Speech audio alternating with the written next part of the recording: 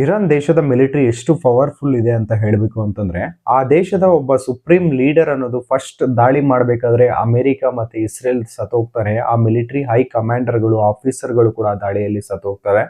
Intelligence ಆಫೀಸರ್ಗಳು ಕೂಡ ತೀರ್ಕೊಳ್ತಾರೆ. ಇಷ್ಟು ಸಾವು ನೋವುಗಳಾದರೂ ಆ ಒಂದು ದೇಶ ಎದೆ ಕುಗ್ಗದೆ ಎರಡು ಪವರ್ಫುಲ್ ನೇಷನ್ಸ್ ಆಗಿರ್ತಕ್ಕಂಥ ಇಸ್ರೇಲ್ ಮತ್ತೆ ಅಮೆರಿಕ ಫುಲ್ ಫ್ಲೆಡ್ಜ್ಡ್ ವಾರ್ಗೆ ಪ್ರಿಪೇರ್ ಆಗಿ ತನ್ನ ಆರ್ಮಡವನ್ನೆಲ್ಲ ತಗೊಬಂದು ಇರಾನ್ನ ಸುತ್ತಮುತ್ತ ನಿಲ್ಸಿರ್ತಕ್ಕಂಥ ಎರಡು ದೇಶಗಳ ವಿರುದ್ಧ ಇಲ್ಲಿ ತನಕ ಇನ್ನೂ ವಾರ್ ಕಂಟಿನ್ಯೂ ಮಾಡ್ತಾ ಇದೆ. ಅದಷ್ಟೇ ಅಲ್ಲದೆ ಗಲ್ಫ್ ರೀಜನ್ ಅಲ್ಲಿ ಇರ್ತಕ್ಕಂಥ ಎಲ್ಲಾ ದೇಶಗಳ ವಿರುದ್ಧ ಕೂಡ ತೊಡೆತಟ್ಟಿ ನಿಂತಿ ತನ್ನ ಮಿಸೈಲ್ಗಳು ಮತ್ತೆ ಡ್ರೋನ್ಗಳ ಮೂಲಕ ದಾಳಿ ಮಾಡ್ತಾ ಇದೆ. ಇಷ್ಟಕ್ಕೂ ಇರಾನ್ನ ವಾರ್ ಸ್ಟ್ರಾಟಜಿ ಏನಿದೆ, ಏನಕ್ಕೋಸ್ಕರ ಇಷ್ಟು ದಿನಗಳ ಕಾಲ ಅದಿನ್ನೂ ಸೋತೋಗಬಹುದಾಗಿರ್ತಕ್ಕಂಥ ಒಂದು ಯುದ್ಧವನ್ನ ಇನ್ನೂ ಕಂಟಿನ್ಯೂ ಮಾಡ್ತಾ ಇದೆ.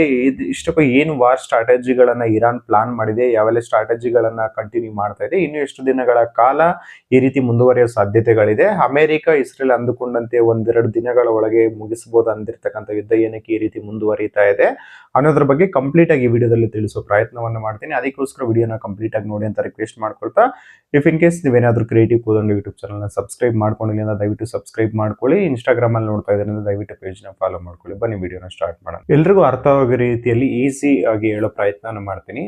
ಇರಾನ್ ಏನ್ ಮಾಡಿತ್ತು ಅಂತಂದ್ರೆ, ಮೊದಲೇ ಊಹಿಸಿತು ಇರುತ್ತೆ ಯುದ್ಧ ಆಗೋ ಚಾನ್ಸಸ್ ಇರುತ್ತೆ ಅಂತ ಹೇಳ್ಬಿಟ್ಟು ಅದಕ್ಕೆ ಒಂದು ಸೆಂಟ್ರಲೈಸ್ಡ್ ಡಿಫೆನ್ಸ್ ಸಿಸ್ಟಮ್ ಅನ್ನ ಮಾಡೋದನ್ನ ಬಿಟ್ಟು ಒಂದು ಡಿಸೆಂಟ್ರಲೈಸ್ ಸಿಸ್ಟಮ್ ಅನ್ನ ಮಾಡೋಕ್ಕೂ ಪ್ರಯತ್ನ ಮಾಡಿತ್ತು. ಅದೇನಂತಂದ್ರೆ, ಈಗ ಎಲ್ಲಾ ಒಂದು ಯುದ್ಧೋಪಕರಣಗಳಾಗಿರ್ಬೋದು, ಯುದ್ಧದ ಘಟಕಗಳಾಗಿರ್ಬೋದು, ಏನು ಸ್ಟೋರೇಜ್ ಅನ್ನ ವೆಪನ್ ಸ್ಟೋರೇಜ್ ಇಟ್ಕೊಳ್ಳೋದಾಗಿರ್ಬೋದು, ಒಂದು ಕಡೆ ಇರೋದನ್ನ ಏನ್ ಮಾಡಿತ್ತು ಅಂದ್ರೆ ಬೇರೆ ಕಡೆ ಸ್ಪ್ಲಿಟ್ ಮಾಡಿತ್ತು.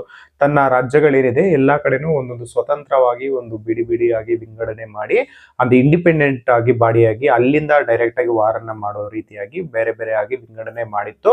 ಸೊ ಆಗ ಮಾಡಿರೋದ್ರಿಂದ ಈಗ ಅಮೆರಿಕ ಮತ್ತೆ ಇಸ್ರೇಲ್ ಏನ್ ಮಾಡ್ತಾ ಇದೆ, ಆ ಒಂದು ಇರಾನ್ನ ರಾಜಧಾನಿ ಮೇಲೆ ದಾಳಿಯನ್ನ ಮಾಡ್ತಾ ಇದೆ. ಅಲ್ಲಿರ್ತಕ್ಕಂಥ ಒಂದು ಮಿಲಿಟರಿ ಯೂನಿಟ್ ಕೊಲ್ಯಾಪ್ಸ್ ಆಗ್ತಾ ಇದ್ರು ಬೇರೆ ಕಡೆ ಏನಿದು ಡಿಸೆಂಟ್ರಲೈಸ್ ಮಾಡಿ ಬೇರೆ ಕಡೆಯಿಂದ ಇಂಡಿಪೆಂಡೆಂಟ್ ಆಗಿ ಯಾವುದೇ ಒಂದು ಆರ್ಡರ್ಗೆ ವೆಯ್ಟ್ ಮಾಡದೆ ಇಂಡಿಪೆಂಡೆಂಟ್ ಆಗಿ ಕೆಲಸ ಮಾಡೋದಕ್ಕೆ ಏನ್ ಇವರು ಬೇರೆ ಬೇರೆ ಮಾಡಿದ್ರಲ್ಲ, ಆ ಒಂದು ಯೂನಿಟ್ ಗಳಿಂದ ಕೂಡ ಈಗ ಫೈರಿಂಗ್ ಅನ್ನೋದು ಸ್ಟಾರ್ಟ್ ಆಗ್ತಾ ಇದೆ. ಅದಕ್ಕೋಸ್ಕರ ಈಗ ಈ ಒಂದು ಇಸ್ರೇಲ್ ಮತ್ತೆ ಅಮೆರಿಕ ದಾಳಿಗೆ ಪ್ರತಿ ದಾಳಿಯನ್ನು ಕೊಡೋದಕ್ಕೆ ಅಷ್ಟು ಸಕ್ಸಸ್ಫುಲ್ ಆಗಿದೆ ಇರಾನ್ ಅಂತಾನೆ ಹೇಳ್ಬೋದು. ಇರಾನ್ ಏನ್ ಮಾಡ್ತಾ ಇದೆ ಅಂತಂದ್ರೆ, ಈ ಒಂದು ಯುದ್ಧದ ಸ್ಟ್ರಾಟಜಿಯಲ್ಲಿ ಸೊ ತನ್ನಲ್ಲಿರ್ತಕ್ಕಂಥ ಒಂದು ಮೀಡಿಯಂ ರೇಂಜ್ ಆಗಿರ್ಬೋದು ಅಥವಾ ಹೈ ರೇಂಜ್ ಆಗಿರ್ಬೋದು, ಮಿಡ್ ರೇಂಜ್ ಇರ್ತಕ್ಕಂಥ ಮಿಸೈಲ್ಗಳನ್ನ ಡ್ರೋನ್ಗಳನ್ನ ಬಳಸ್ತಾ ಇದೆ. ಅಂಡ್ ಈ ಒಂದು ಡ್ರೋನ್ಗಳು ಮಿಸೈಲ್ಗಳಿಗೆ ವೆಚ್ಚವನ್ನ ಕಂಪೇರ್ ಮಾಡ್ಕೊಳ್ಳೋದಾದ್ರೆ, ಅದಕ್ಕೆ ಆಂಟಿ ಮಿಸೈಲ್ಸ್ ಅನ್ನ ಏನ್ ಯೂಸ್ ಮಾಡ್ತಾ ಇದೆ ಇಸ್ರೇಲ್ ಮತ್ತೆ ಅಮೆರಿಕ, ಅದರ ವೆಚ್ಚ ಡಬಲ್ ಇದೆ ಅಂತಾನೆ ಹೇಳ್ಬೋದು.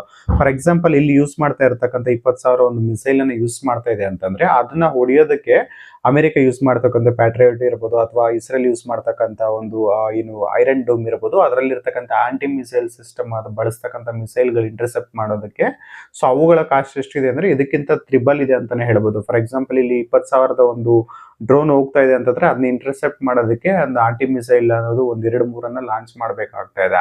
ಅದರಿಂದ ಏನಾಗ್ತಾ ಇದೆ ಅಂತಂದ್ರೆ, ಅಮೆರಿಕ ಇಸ್ರೇಲ್ಗೆ ವೆಚ್ಚ ಅನ್ನೋದು ಯುದ್ಧವನ್ನ ಮುಂದುವರಿಸೋದಕ್ಕೆ ಅದಕ್ಕೆ ವೆಚ್ಚ ಅನ್ನೋದು ಇನ್ನು ಡಬಲ್ ಆಗಿ ಹೋಗ್ತಾ ಇದೆ.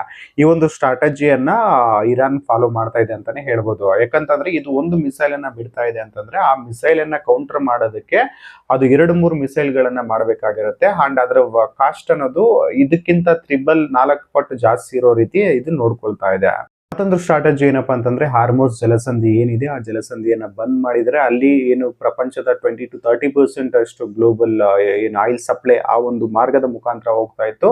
ಈಗ ಅದು ಸಪ್ಲೈ ಆಗಿ ಬಂದ್ ಆಗಿರೋದ್ರಿಂದ ಈಗ ಗ್ಲೋಬಲ್ ವೈಡ್ ಏನು ಆಯಿಲ್ ಕ್ರೈಸಿಸ್ ಅನ್ನೋದು ಸ್ಟಾರ್ಟ್ ಆಗುತ್ತೆ. ಇದು ಕ್ರೈಸಿಸ್ ಅನ್ನೋದು ಸ್ಟಾರ್ಟ್ ಆಗ್ಬೇಕಾದ್ರೆ ಸೊ ಈ ಪ್ರಪಂಚದಲ್ಲಿರತಕ್ಕಂಥ ಬೇರೆ ದೇಶಗಳ ಪ್ರೆಷರು ಅಮೆರಿಕದ ಮೇಲೆ ಬೀಳುತ್ತೆ. ಯಾಕಂತಂದ್ರೆ ಈ ಅಮೆರಿಕ ಯುದ್ಧವನ್ನು ಸ್ಟಾರ್ಟ್ ಮಾಡಿರೋದ್ರಿಂದ ಈಗ ಇರಾನ್ ಅನ್ನೋದು ಆ ಒಂದು ಜಲಸಂಧಿಯನ್ನ ಕ್ಲೋಸ್ ಮಾಡಿದೆ. ಸೊ ಈ ಯುದ್ಧನ ಸ್ಟಾಪ್ ಮಾಡಿ ಅಂತ ಅವ್ರ ಮೇಲೆ ಪ್ರೆಷರ್ ಆಗಿದಾಗ ಯುದ್ಧವನ್ನು ಸ್ಟಾಪ್ ಮಾಡೋ ಚಾನ್ಸಸ್ ಇರುತ್ತೆ ಅಂತ ಹೇಳ್ಬಿಟ್ಟು ಅಲ್ಲಿ ಆ ಒಂದು ಮಾರ್ಗವನ್ನ ಇರಾನ್ ಮುಚ್ಚಿದೆ ಅಂತಾನೆ ಹೇಳ್ಬೋದು. ಮತ್ತೊಂದು ಇಂಟ್ರೆಸ್ಟಿಂಗ್ ಗೇಮ್ ಏನು ಇರಾನ್ ಯೂಸ್ ಮಾಡ್ತಾ ಇದೆ ಅಂತಂದ್ರೆ, ಈಗ ಅರಬ್ ಕಂಟ್ರೀಸ್ ಆಗಿರ್ತಕ್ಕಂಥ UAE ಆಗಿರ್ಬೋದು, ಸೌದಿ ಅರೇಬಿಯಾ ಆಗಿರ್ಬೋದು, ಮತ್ತೆ ಕತಾರ್ ಆಗಿರ್ಬೋದು, ಕುವೈತ್ ಆಗಿರ್ಬೋದು, ಇವುಗಳ ಮೇಲೆ ಕೂಡ ಬಾಂಬ್ ಏನು ಡ್ರೋನ್ಗಳನ್ನಾಗಿರ್ಬೋದು ಅಥವಾ ಮಿಸೈಲ್ಗಳನ್ನ ಲಾಂಚ್ ಮಾಡ್ತಾ ಇದೆ. ಅಲ್ಲಿರ್ತಕ್ಕಂಥ ಒಂದು ಅಮೆರಿಕದ ಮಿಲಿಟರಿ ಬೇಸ್ಗಳಷ್ಟೇ ಅಲ್ಲದೆ ಈಗ ದುಬೈನಲ್ಲಿರ್ತಕ್ಕಂಥ ಏರ್ಪೋರ್ಟ್ಗಳಾಗಿರ್ಬೋದು, ಹೋಟೆಲ್ಗಳಾಗಿರ್ಬೋದು, ಅವುಗಳ ಮೇಲೆ ಕೂಡ ಒಂದು ಮಿಸೈಲ್ಗಳನ್ನ ಹಾರಿ ಬಿಡ್ತಿದೆ ಅಂತಾನೆ ಹೇಳ್ಬೋದು. ಏನಕ್ಕೆ ಈ ರೀತಿ ಮಾಡ್ತಾ ಇದೆ ಇರಾನ್ ಅಂತಂದ್ರೆ, ಈಗ ದುಬೈನಲ್ಲಿ ಮೇನ್ ಸೋರ್ಸ್ ಆಫ್ ಇನ್ಕಮ್ ನಾವು ನೋಡ್ತಾ ಇದೀವಿ ಅಂತಂದ್ರೆ ಟೂರಿಸಂ ಇಂದಾನೇ ಬರ್ತಕ್ಕಂಥದ್ದು. ಈಗ ಅಲ್ಲಿರ್ತಕ್ಕಂಥ ಒಂದು ಟೂರಿಸ್ಟ್ ಗಳಿಗೆ ಒಂದು ಪ್ರೈವೇಸಿ ಇಲ್ಲ, ಒಂದು ಸೆಕ್ಯೂರಿಟಿ ಕೊಲ್ಯಾಪ್ಸ್ ಆಗ್ತಾ ಇದೆ ಅಂತಂದ್ರೆ, ಸೆಕ್ಯೂರಿಟಿ ಲ್ಯಾಪ್ಸ್ ಆಗ್ತಾ ಇದೆ ಅಂತಂದ್ರೆ ಆಗ ಟೂರಿಸಂ ಇನ್ಕಮ್ ಅನ್ನೋದು ಕಡಿಮೆ ಆಗೋಗುತ್ತೆ. ಸೊ ಅವಾಗ ಏನ್ ಮಾಡುತ್ತೆ, ಈ ಸೌದಿ ಅರೇಬಿಯಾ ಆಗಿರ್ಬೋದು, UAE ಆಗಿರ್ಬೋದು, ಇವೆಲ್ಲ ಅಮೆರಿಕಾಗೆ ಏನು ಪ್ರೆಷರ್ ಮಾಡ್ತವೆ, ಯುದ್ಧವನ್ನ ಸ್ಟಾಪ್ ಮಾಡಿ ಸಾಕು ಅಂತ ಹೇಳ್ಬಿಟ್ಟು.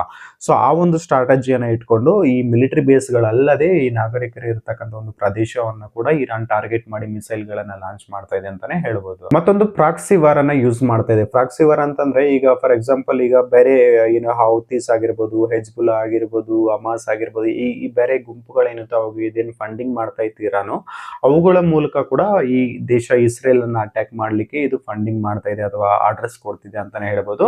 ಈಗ ಆ ರೀತಿ ಬೇರೆ ಪ್ರಾಕ್ಸಿಗಳನ್ನ ಯೂಸ್ ಮಾಡಿಕೊಂಡು ಕೂಡ ಈ ಒಂದು ಪ್ರೆಷರ್ ಅನ್ನ ಕ್ರಿಯೇಟ್ ಮಾಡೋದಕ್ಕೆ ಇರಾನ್ ಒಂದು ಸ್ಟ್ರಾಟಜಿಯನ್ನು ಕೂಡ ಮಾಡ್ಕೊಂಡಿದೆ.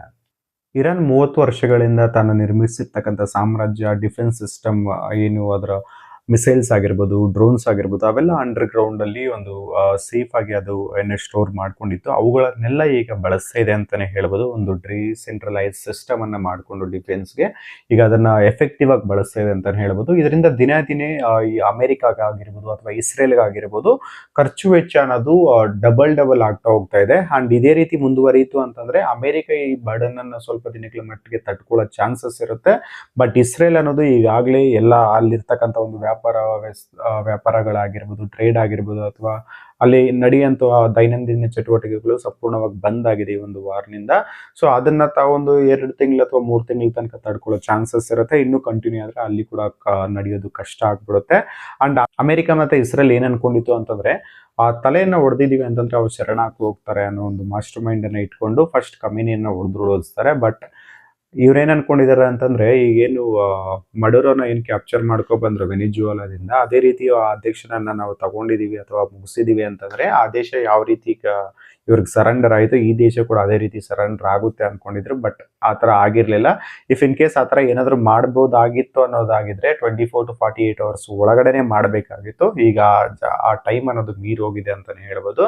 ಅಂಡ್ ಡೇ ಬೈ ಡೇ ಈ ಖರ್ಚು ವೆಚ್ಚ ಅನ್ನೋದು ಅಮೆರಿಕಾಗೆ ಮತ್ತೆ ಇಸ್ರೇಲ್ಗೆ ತುಂಬಾ ಜಾಸ್ತಿ ಆಗ್ತಾನೆ ಇದೆ. ಅಂಡ್ ಇದನ್ನ ಮನಸ್ಸಲ್ಲಿಟ್ಕೊಂಡು ಅಮೆರಿಕ ಇನ್ನು ಒಂದು ಎಕ್ಸ್ಟ್ರೀಮ್ ಲೆವೆಲ್ಗೆ ಹೋಗಿ ಇನ್ನು ದಾಳಿ ಮಾಡೋ ಚಾನ್ಸಸ್ಗಳು ಕೂಡ ಇರ್ತವೆ ಅಂತಾನೆ ಹೇಳ್ಬೋದು.